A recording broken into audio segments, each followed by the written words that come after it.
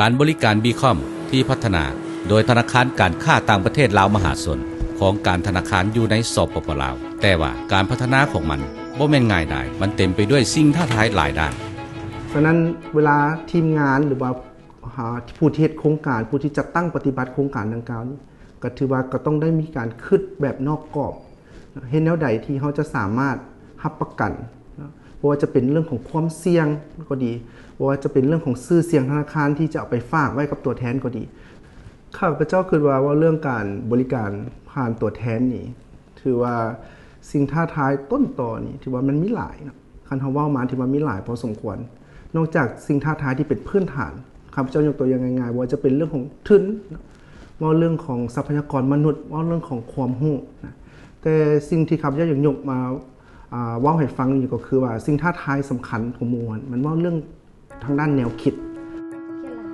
การเปลี่ยนแปลงแนวคิดของคนแม่นหนึ่งในสิ่งที่สำคัญที่สุดของการปฏิบัติบนสภาพตัวจริงมันรวมทางการเปลี่ยนแปลงแนวคิดของการธนาคารจากแบบดั้งเดิมแบบผ่านสาขามาสู่โลกใหม่ของการธนาคารบอนที่สาขาได้ถูกเปลี่ยนแทนด้วยการผูกพันระหว่างคนกับคนและสร้างขึ้นโดยพื้นฐานความเชื่อมั่นซึ่งกันและกันต่อกับ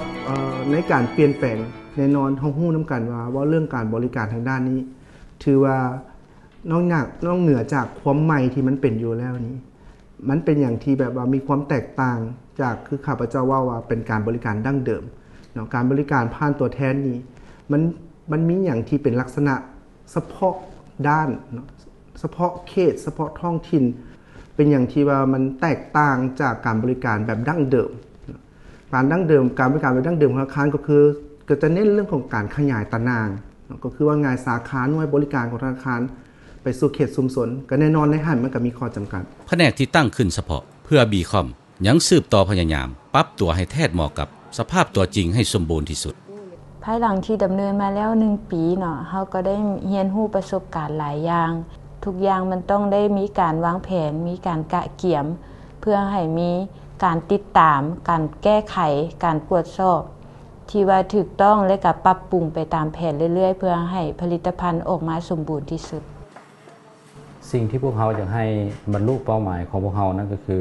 เวียกงาน DFS ของพวกเรานี่แม่นจะต้องได้ขยายให้ทั่วทุกภาคของประเทศลาวเพื่อให้การบริการเข้าถึงชุมชนที่ห่างไกลซอกหลีกครบทุกแห่งทั่วประเทศบางครั้งในทีมงานพัฒนาเขาเองเขาคิดว่าในต่างแขวงที่มันต่างกันไปหรือต่างท้องถิ่นต่างไปเขาอาจจะมีการพัฒนาผลิตภัณฑ์ที่แตกต่างรสแท้เหมาะกับท้องถิ่นหรือว่าสภาพแวดล้อมดังกล่าวได้ให้เขามีความคุ้นเคยและมีความรู้สึกว่าการเงินการธนาคารนี่บ่มีอย่างเป็นเรื่องที่ไกลตัวสำหรับเขาเจ้า